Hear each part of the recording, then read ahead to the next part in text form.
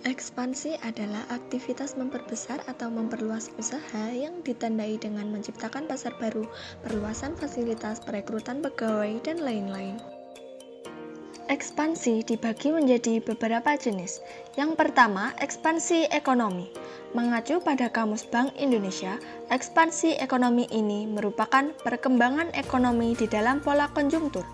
Di dalam hal ini, pola konjungtur tersebut ialah suatu proses naik turunnya kemajuan serta juga kemunduran ekonomi yang terjadi secara bergantian. Kedua, ekspansi bisnis. Secara umum, pengertian ekspansi bisnis merujuk pada segala macam aktivitas atau kegiatan untuk memperbesar atau juga memperluas jaringan usaha suatu perusahaan, baik itu dari sisi produksi atau juga dari sisi distribusi. Yang ketiga, ekspansi pasar merupakan upaya untuk menambah pasar baru yang dilakukan suatu perusahaan, yakni dengan produk yang dipunyai. Hal tersebut dilakukan dengan menjangkau pasar yang telah atau sudah ada di titik geografis baru, sehingga kemudian pengguna-pengguna baru itu mengenal serta menggunakan produknya. Yang keempat, ekspansi kredit. Ekspansi kredit merupakan suatu upaya di dalam menambah jumlah kredit pinjaman dari bank. Pengertian ekspansi kredit ini merupakan suatu kegiatan atau aktivitas penambahan jumlah kredit. Kredit sendiri merupakan suatu penyediaan uang atau juga tagihan dengan berdasarkan kesepakatan pinjaman meminjam atau pihak bank itu dengan pihak lain yang mewajibkan pihak meminjam tersebut untuk dapat melaksanakan, yakni dengan jumlah bunga ialah sebagai imbalan. Ekspansi bisnis juga didefinisikan oleh beberapa ahli. Yang pertama, Otoritas Jasa Keuangan atau OJK. Menurut OJK, pengertian ekspansi ini merupakan suatu aktivitas atau kegiatan memperbesar atau juga memperluas usaha yang ditandai dengan adanya perluasan fasilitas, penciptaan pasar baru, perekrutan pegawai, serta lain-lain. Ekspansi tersebut juga dapat atau didefinisikan ialah sebagai peningkatan aktivitas ekonomi serta juga pertumbuhan dunia usaha. Yang kedua, Bambang Rianto. Menurut Bambang Rianto, ekspansi ini merupakan suatu proses perluasan modal, baik modal tetap maupun juga modal kerja di dalam suatu perusahaan. Yang ketiga, Alex S. Nitisemito. Pengertian ekspansi perusahaan ini ialah suatu upaya yang dilakukan sebuah perusahaan untuk bisa dapat memperbesar ukuran perusahaan, atau yakni kapasitas produksi itu cakupan pasar, yang disebabkan karena adanya permintaan yang juga semakin bertambah terhadap suatu produk yang dihasilkan. Yang keempat, Swat Husnan dan Eni Pujiastuti. Menurut Swat dan Eni Pujiastuti, ekspansi ini merupakan suatu proses perluasan usaha dengan melalui cara penambahan modal baru, peningkatan kapasitas pabrik, penambahan unit produksi atau jasa merger serta akuisisi. Tujuan ekspansi bisnis. Ekspansi bisnis dilakukan dalam suatu perusahaan dengan tujuan efisiensi, meningkatkan keuntungan dan mencapai keunggulan bersaing. Ekspansi bisnis juga memiliki manfaat yang didapatkan bagi perusahaan yang menerapkannya. Yang pertama, pertumbuhan diversifikasi. Dengan melakukan ekspansi bisnis dengan merger atau akuisisi, maka perusahaan dapat mengurangi perusahaan pesaing atau mengurangi persaingan. Kedua, sinergi. Sinergi dapat tercapai ketika merger menghasilkan tingkat skala ekonomi. Sinergi akan tampak jelas ketika perusahaan yang melakukan merger berada dalam bisnis yang sama, karena fungsi dan tenaga kerja yang berlebihan dapat dihilangkan. Yang ketiga, meningkatkan dana. Banyak perusahaan yang tidak dapat memperoleh dana untuk melakukan ekspansi internal, tetapi dapat memperoleh dana untuk melakukan ekspansi eksternal. Perusahaan tersebut menggabungkan diri dengan perusahaan yang memiliki likuiditas tinggi sehingga menyebabkan peningkatan daya pinjam perusahaan dan menurunkan kewajiban keuangan. Yang keempat, menambah keterampilan manajemen atau teknologi. Dengan berekspansi, Anda dapat menambah keterampilan manajemen perusahaan atau teknologi dari perusahaan merger Anda. Hal ini juga berlaku terhadap para karyawan Anda sehingga produktivitas kerja meningkat. Yang kelima, pertimbangan pajak. Perusahaan yang mengakuisisi akan menaikkan kombinasi pendapatan setelah pajak dengan mengurangi pendapatan sebelum pajak dari perusahaan yang diakuisisi, dan juga mencapai tujuan memaksimalisasi kesejahteraan pemilik. Yang keenam, meningkatkan likuiditas pemilik. Merger antar perusahaan memungkinkan perusahaan memiliki likuiditas yang lebih besar. Yang ketujuh, melindungi diri dari pengambil alihan. Target firm mengakuisisi perusahaan lain dan membiayai pengambil alihan dengan utang karena beban utang ini. Kewajiban perusahaan menjadi terlalu tinggi untuk ditanggung oleh bidding firm yang berminat. Ekspansi memiliki beberapa bentuk. Ekspansi dapat dilakukan secara internal atau eksternal. Ekspansi internal ialah jika perusahaan melakukan investasi sejak awal, seperti mendirikan perusahaan baru atau perusahaan yang sudah ada.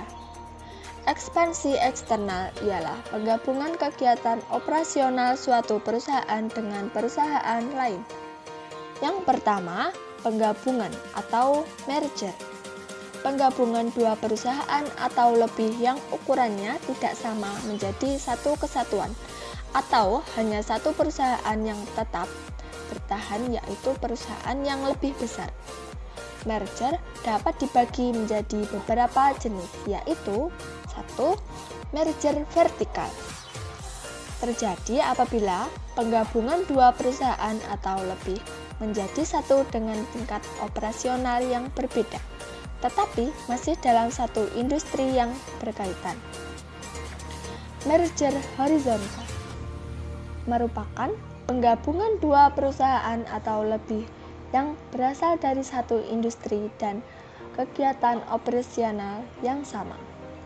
Yang ketiga, merger konglomerat merupakan penggabungan beberapa perusahaan yang mampu menghasilkan berbagai produk yang tidak saling berkaitan.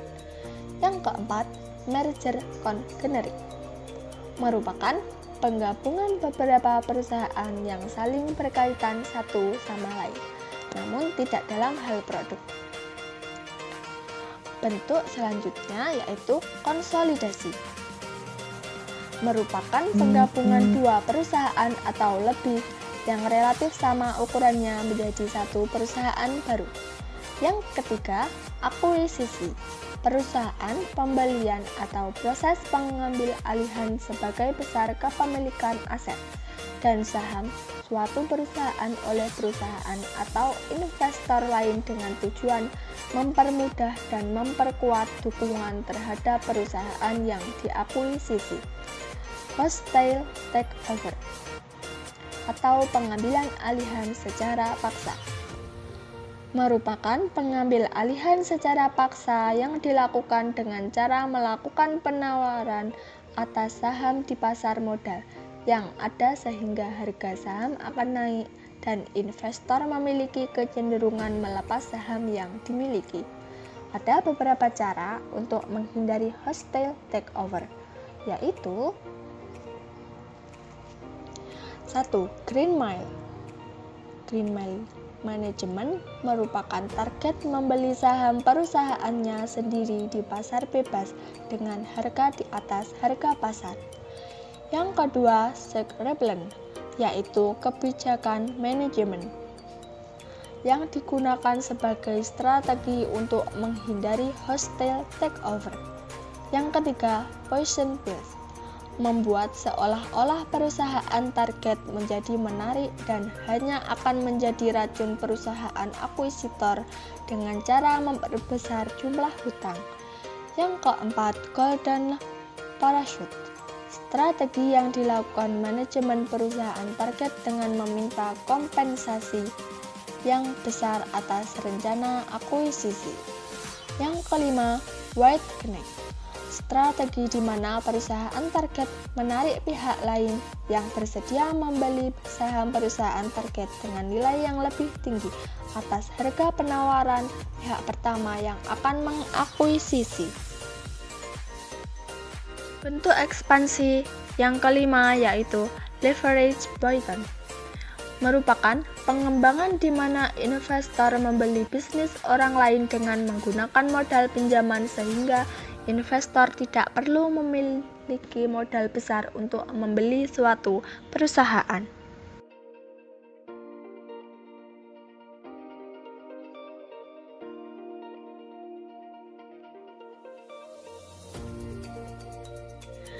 Yang pertama, membuat perencanaan dengan matang. Perencanaan yang matang memang dibutuhkan sebelum mengekspansi bisnis. Karena sebuah bisnis tanpa perencanaan yang baik merupakan bisnis yang tidak siap untuk berkembang. Begitupun terhadap ekspansi. Yang kedua, menentukan model bisnis. Saat melakukan ekspansi, model bisnis tidak akan pernah sama seperti model bisnis yang sebelumnya. Pentingnya menentukan model bisnis akan membantu Anda dalam menentukan standar atau model yang tepat untuk digunakan dalam kegiatan operasional bisnis. Yang ketiga, menyiapkan modal yang dibutuhkan. Selama melakukan proses ekspansi, modal usaha tentu saja akan dibutuhkan.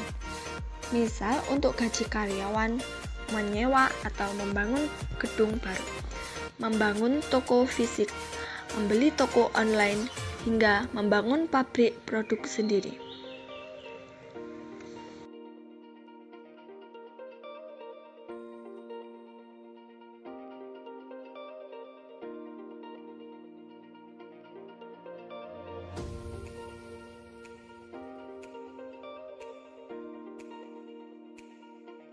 Yang pertama, membuat rencana yang matang. Sebelum memutuskan untuk melakukan ekspansi, ada baiknya membuat perencanaan secara matang terlebih dahulu.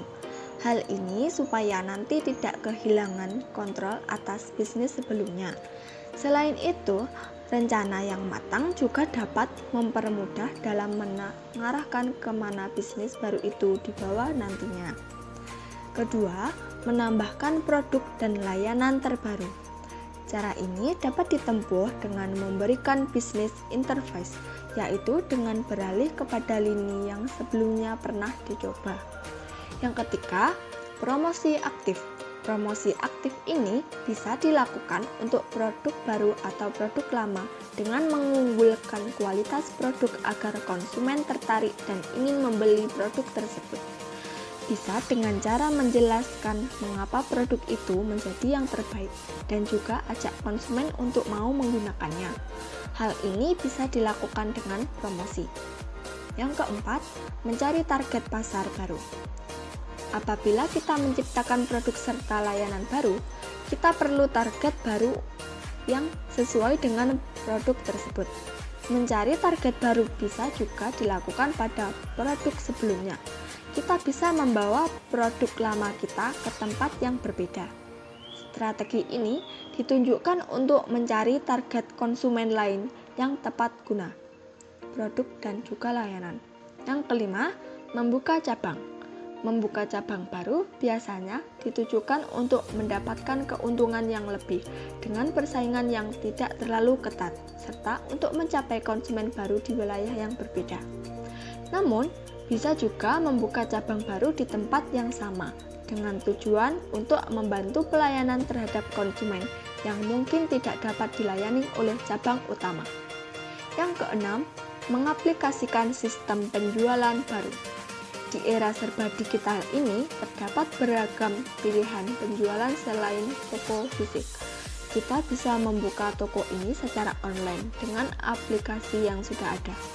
Konsumen berbondong-bondong merubah metode konsumsinya dengan belanja online karena dinilai lebih mudah. Yang ketujuh, kerjasama saling menguntungkan. Kerjasama ini bisa dilakukan dengan mitra usaha perusahaan tersebut atau juga dengan perusahaan pesaing, tetapi tetap saling menguntungkan. Yang kedelapan, membeli perusahaan pesaing.